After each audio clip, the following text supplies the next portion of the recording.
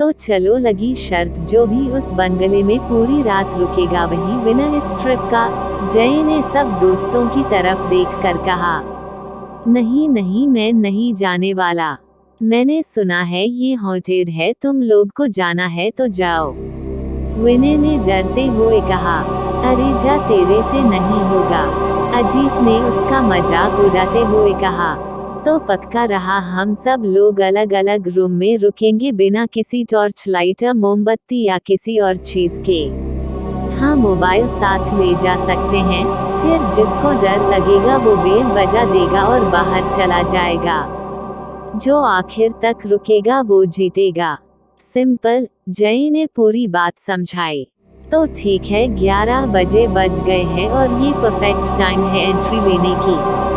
Love बोला, please यार मेरी बात मान लो, सब लोग ये पागलपन खत्म करते हैं, वापस 10 में चलते हैं। विनय ने डरते हुए कहा, लेकिन वो सब कहाँ मानने वाले थे। उन तीनों की जिद के आगे विनय को झुकना पड़ा। तो जैसा तय हुआ, तीनों खिड़की से पाल हाउस, जिसे लोग भूत बंगला भी कहते थे, उसमें दाखिल हुए। वो घर बहुत सालों से बंद था। कई साल पहले तंत्र मंत्र के चक्कर में पूरे परिवार ने उसमें खुदकुशी कर ली थी, तब से वो घर बंद था। वो चारों अंदर दाखिल हुए। चांद की रोशनी में वहाँ सब साफ दिख रहा था। दीवारों पर लिखा था, भय मृत्यु का कारण है, मन के हारे हार है, मन के जीते जीत। उसे पर अजीत ने विनय का मजाक बनाते हुए कहा, ले तेरे लिए लिखा है, अब तो डरना बंद कर, कहकर वो हंस पड़ा। यार देख, यहाँ पानी है, कहीं विनय की निकल तो नहीं गई, कहकर जय भी हंस दिया। ये चारों एक एडवेंचर ट्रिप पर मिले और बातों ही बातों में इन लोगों में शर्त लग गई और सभी यहाँ आ गए। पाल हाउस एक बेहद डरावनी जगह थी। वो चारों वहाँ आ तो गए थे, मगर वहाँ हुई मौतों का खौफ अभी भी उस जगह मौजूद था। ऐसा लग रहा था जैसे कोई हर समय आसपास है। ये सब वो चारों महसूस कर रहे थे, मगर विनय के अलावा स्वीकार कोई नहीं कर रहा था। वो जगह इतनी भयावह थी कि कदमों की आहट भी डरा रही थी। तो चलो दोस्तों, शुरुआत करते हैं इस न्यू एडवेंचर की। जय ने उत्साह से कहा, यार एक बार फिर सोच लो, क्या ये जगह देखने बाद तुम लोग का यहाँ रुकने का मन है? विनय ने चारों तरफ देख के कहा, देख, खामखाह ड्रामा न कर। कल तो तू बड़ा उतावला था एडवेंचर को, आज नाटक कर रहा है, अजीत ने खींचते हुए कहा। ऐसे लोग बड़े चालाक होते हैं, ऐडा बन के पेड़ा खाते हैं। ये अभी शो कर रहा है कि डर रहा है, मगर देखना आखिर तक टिक जाएगा। लव ने कहा तो सभी हंस दिए। सबने अपने अपने मोबाइल की टॉर्च जलाई और एक एक रूम में चल दिए। ये चारों अलग कमरों में थे। उन कमरों का सन्नाटा मौत सा एहसास करा रहा था। एक शोक सा फैला था। अजीत कमरे में दाखिल हुआ तो लगा कोई चुपके से उसे देख रहा है। उसने थूक निगला और हिम्मत करते हुए कमरे में बैठ गया। अपनी जेब से लाइटर निकाल कर जलाया और बुदबुदाया, अच्छा हुआ मैं ये लाइटर ले आया। यहाँ इतना अंधेरा है और मेरा मोबाइल भी ऑफ है। डर तो लग ही रहा है। अजीत ने माथे का पसीना पोंछा। एक डरावना सन्नाटा था वहाँ कि अचानक एक आवाज ने ध्यान तोड़ा। घड़ी के घंटे की आवाज थी, टन टन टन। रात के ठीक 12 बज गए थे। अजीत की निगाह अपनी कलाई घड़ी पर थी, फिर उसने चारों ओर देखा। ऐसा लगा मानो कमरे के बाहर कोई खड़ा है। वो धीरे से दरवाजे की तरफ आया और झिरी से झांकने लगा। बाहर कोई नहीं था। वो पीछे मुड़ा और तभी एक डरावना दृश्य देख उसकी चीख निकल गई। उसे कमरे में लटकती हुई 7 लाशें दिखी, जिन्होंने यकायक आंखें खोल दी। अजीत डर से चीख उठा। घबरा करा वो दरवाजा खोलने की कोशिश करने लगा। उसकी चीख सबने सुनी, सब चौंक गए। ये तो अजीत की आवाज है, विनय ने कहा। वो कुछ समझ पाता तब तक किसी ने उसके कमरे का दरवाजा पीटना शुरू कर दिया। विनय दरवाजा खोल, विनय खोल, यहाँ कुछ है। विनय, ये डरी हुई आवाज अजीत की थी। विनय घबराकर दरवाजा खोलने लगा, मगर दरवाजा खुल ही नहीं रहा था। अचानक से एक चीख सुनाई थी, अजीत की चीख, और इसी के साथ दरवाजे की खटखटाहट शांत हो गई। विनय ने दरवाजे पर धक्का लगाया तो दरवाजा झटके से खुल गया। वह बाहर आया तो देखा वहां कोई नहीं था। इतनी देर में लव जय भी वहां आ गए। क्या हुआ? अभी मैंने अजीत की चीख सुनी, लव ने कहा। हाँ मैंने भी, जय ने हामी भरी। हाँ यार, उसने मेरे कमरे का दरवाजा खटखटाया था, बेहद डरा हुआ लग रहा था, कह रहा था कुछ है, और दरवाजा खुलते ही वो यहाँ नहीं था। विनय एक सांस में बोलता चला गया, कहीं ऐसा तो नहीं वो हमारे कोई मजाक कर रहा हो, यहीं कहीं छुपा बैठा हो? जय ने जवाब दिया।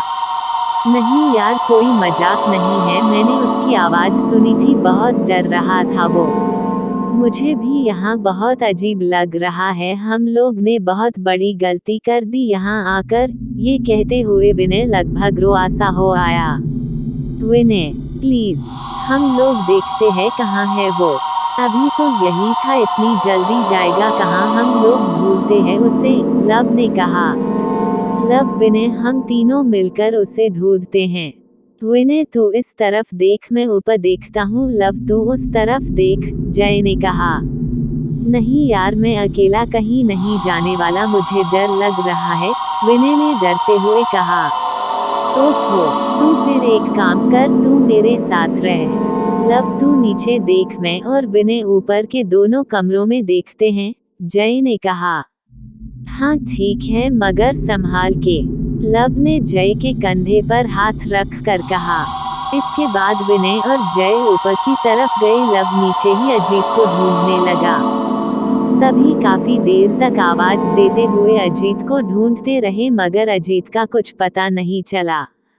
जय, मुझे बहुत प्यास लगी है, मेरा गला सूख रहा है, सांस लेना मुश्किल हो रहा है, विनय ने हाँफते हुए कहा। यार, यहाँ तो पानी होने का कोई सवाल ही नहीं, बैग भी ट्रेन में है। तू एक काम कर, तू यहीं बैठ, मैं अजीत को ढूंढता हूँ, और डरना मत, जय ने समझाते हुए कहा। उधर लव परेशान इधर उधर अजीत को ढूंढ रहा था।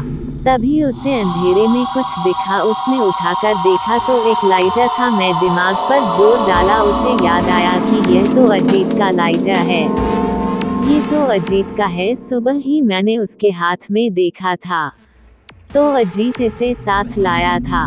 यहाँ है तो अजीत भी कहीं आसपास ही होगा, कहकर लव ने लाइटर अपनी जेब में रख लिया और चारों तरफ अजीत को ढूंढने लगा। तभी उसे कुछ दिखा, एक बंद दरवाजा था, उस दरवाजे के नीचे धूल जमी हुई थी, मगर धूल में एक पैर का निशान था, आधा बाहर और आधा अंदर की ओर था। इसका मतलब यह था कि कोई जरूर कमरे में गया था।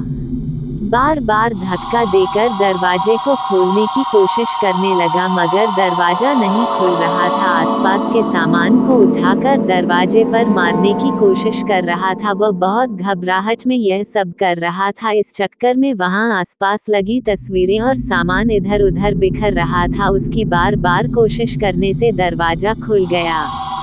जैसे ही उसने दरवाजा खोला वह चौंक गया। वहां बेहोश अजीत पड़ा था और 7 मटके रखे हुए थे, जिनके ऊपर लाल कपड़ा बना हुआ था। बहुत सारा पूजा पाठ का सामान भी रखा हुआ था। वह सीधा अजीत के पास गया, उसे उठाने की कोशिश करने लगा। अजीत उठ, क्या हुआ तुझे, उठ अजीत। लव उसे उठाने की कोशिश कर रहा था। अजीत को धीरे धीरे होश आने लगा। अजीत को होश आते ही वह बेहद घबराई हुई आवाज में बोला, यहाँ बहुत गड़बड़ है, बहुत बुरी जगह है, वो लोग बहुत सारे हैं, बहुत डरावने हैं, मैंने उन्हें देखा है, हमें यहाँ से जल्द निकलना होगा। अजीत की आवाज में डर साफ झलक रहा था।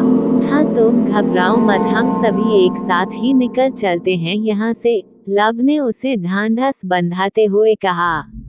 लव और अजीत जैसे ही उठ खड़े हुए वैसे ही वहां घबराया हुआ विनय आया। अजीत तू ठीक है ना? लव तू ठीक है? चिंता भरे स्वर में कहा। हाँ हम लोग तो ठीक है मगर जय कहाँ है? जय तेरे साथ ही था न, वह कहाँ है? लव ने पूछा। जय को छोड़ हम लोग यहाँ अभी के अभी निकल चलते हैं, विनय ने कहा। क्यों जय को छोड़कर क्यों? हम सब साथ आए थे तो यहाँ से बाहर भी साथ ही निकलेंगे, अजीत ने जवाब दिया। क्योंकि जय हम सबको धोखा दे रहा है, वो कुछ छुपा रहा है हम सब से, विनय ने घबराई हुई आवाज में कहा।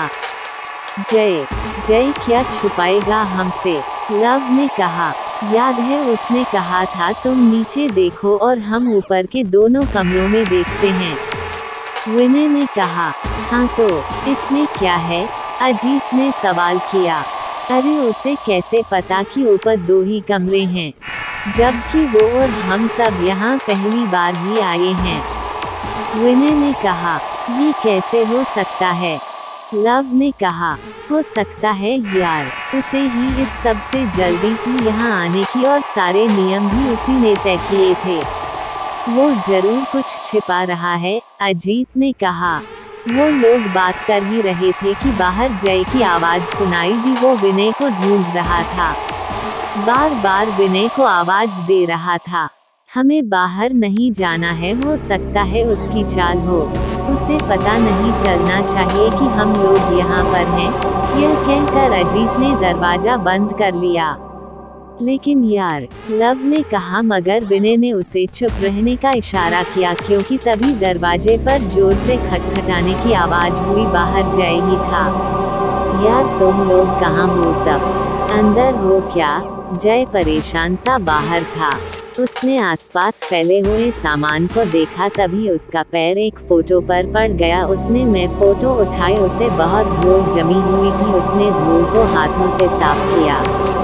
यह उस मरे हुए परिवार की तस्वीर थी। वह गौर से उस तस्वीर को देखने लगा, तभी अचानक उसका माथा ठनका। उसने ऐसा कुछ देख लिया था जिसने उसे आश्चर्य में डाल दिया। उसके मुंह से बस इतना ही निकल पाया, इसका मतलब। तभी पीछे से किसी की हंसने की आवाज आई। जय पीछे मुड़ा तो डर गया। वहाँ वही परिवार वालों की मृत आत्माएं खड़ी थी। उनके चेहरे सफेद थे, आंखें गहरी काली, गर्दन पर रस्सी का निशान बेहद डरावने थे।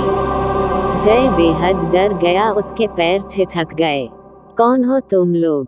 क्या चाहते हो? जय घबराकर बोला। तुम्हें भी अपने परिवार का हिस्सा बनाना चाहते हैं। सिर्फ तुम्हें ही नहीं, तुम्हारे बाकी सब दोस्तों को भी, वह सभी आत्माएं एक साथ बोली। जय डर की वजह से कांपने लगा, जोर जोर से दरवाजा खटखटाने लगा और आवाज देने लगा। उसकी आवाज सुन लव को लगा कि से दरवाजा खोल देना चाहिए। जब दरवाजा खोले आगे बढ़ा तो अजीत ने उसका रास्ता रोक लिया और कहा, यह पागलपन मत करो जी, जरूर उसका कोई ड्रामा है, मैं बाहर निकालने का। जो भी हो, मैं उसे ऐसे मुसीबत में नहीं छोड़ सकता, कहकर लव ने दरवाजा खोल दिया। बाहर का नजारा देख बेहद डर गया। वह सभी आत्माएं जय को घेरे खड़ी थी। सभी की चीख निकल गई। उन सबको डरा हुआ देख आत्माएं जोर जोर से हंसने लगी। जय के मुंह से डर की वजह से आवाज भी नहीं निकल रही थी। वह कुछ कहना चाह रहा था मगर मैं कह नहीं पा रहा था। ये लोग हमें मार डालेंगे, अब कोई नहीं बचा सकता, हम में से कोई नहीं बचेगा, कोई नहीं बचेगा, कहकर विनय जोर जोर से कांपने लगा। डरो मत, यह हमें नहीं मार सकती। अगर यह मारना चाहती तो कब का मार देती है। आत्माएं मार नहीं सकती, ये हमें डरा रही है। याद है दीवारों पर क्या लिखा हुआ था? डर के आगे जीत है। यह सिर्फ हमें डरा रही है, हमें डरना नहीं है, लव ने कहा। यह नहीं मार सकती तो मैं तो मार सकता हूँ, कहकर अजीत ने एक मोटा डंडा लव के सिर में मारा। लव वहीं गिर पड़ा। सभी चीख पड़े, अजीत क्या कर रहा है तू? मगर अजीत जोर जोर से हंसने लगा। सबके सब मरोगे तुम लोगों की मौत ही मेरे परिवार की जिंदगी है, अजीत ने शैतानी भाव से कहा। सभी चौंक गए। दरअसल अजीत उसी परिवार का एकमात्र जीवित व्यक्ति था। वह सबकी तरफ देखकर हंसने लगा। लव वहीं बेहोश पड़ा था। जय कहता गया, तुम सबको मारकर अब मैं तुम्हारी लाशों को यहाँ इन मटकों में कैद कर लूंगा। उसने मेरे परिवार वालों की आत्माएं कैद है और मैं इनकी आत्मा को मुक्त कराऊंगा, कहकर अजीत हंसने लगा। दरअसल काला जादू के चक्कर और मृत्यु पर विजय पाने की लालच की वजह से पूरे परिवार ने एक साथ आत्महत्या की थी। उन्हें लगता था कि वह दोबारा जीवित हो जाएंगे, मगर ऐसा नहीं हुआ। उन सब की तो मौत हो गई थी, मगर केवल अजीत उस समय घर पर नहीं था, हॉस्टल में रह रहा था। उसकी जान बच गई थी। अपने परिवार वालों के जाने के बाद जब वह घर आया तो उसने अपने पापा की डायरी में सारे तंत्र विद्या और उसके बारे में सब पढ़ा। उसने दोबारा को अनुष्ठान किया और अपने परिवार की आत्माओं को वापस बुलाया। तब उन लोगों ने उसे बताया कि उसे क्या करना है। उन्हीं के आधार पर अजीत इन लोगों को मारने यहाँ लाया था। जय ने उस तस्वीर में अजीत की ही फोटो देखी थी। इधर जैसे ही अजीत उन लोगों को मारने आगे बढ़ा, तूने हम सबको धोखा दिया, धोखे से बुलाया, विनय ने रोते हुए कहा। हाँ, मेरे परिवार का जो अनुष्ठान अधूरा रह गया था उसे मैं पूरा करूंगा। तभी लव ने आंखें खोली। वहां जमीन पर थोड़ा तेल फैल गया था। तेल की धार उन मटकों तक थी। लव ने धीरे से अपनी जेब से लाइटर निकालकर तेल में लगा दिया। लाइटर के तेल में लगते ही वहां आग लग गई। धीरे धीरे आग उन मटकों तक पहुंच गई और मटके जलने लगे। ये क्या किया तूने? ये क्या किया? मटके जलते ही आत्माएं जलने लगी और उनकी जलते ही अजीत बौखला उठा। वह उसे मारने आगे बढ़ा। तभी विनय ने वहां रखा फ्लावर पॉट उठाकर अजीत के सिर में दे मारा और कहा, विनाशकाले विपरीत बुद्धि। पॉट लगते ही अजीत वहीं गिर पड़ा और आत्माएं जलने लगी। धीरे धीरे आत्माएं जलकर उन्हीं मटकों में समा गई। तब ने राहत की सांस ली। सबकी आंखों में डर के आंसू थे, लेकिन इस जीत की खुशी थी। सही लिखा था दीवारों पर, भय मृत्यु का कारण है, डर के आगे जीत है। अगर आज हम लोग अपने डर पर काबू नहीं कर पाते तो हम लोग कभी जीत नहीं पाते, कहकर लव सबके चेहरे की ओर देखने लगा। अब चले या कोई और एडवेंचर बाकी रह गया है? विनय ने डरते हुए कहा। सो दोस्तों, आपको ये कहानी कैसी लगी? प्लीज़ मेरे चैनल को लाइक सब्सक्राइब ज़रूर करें।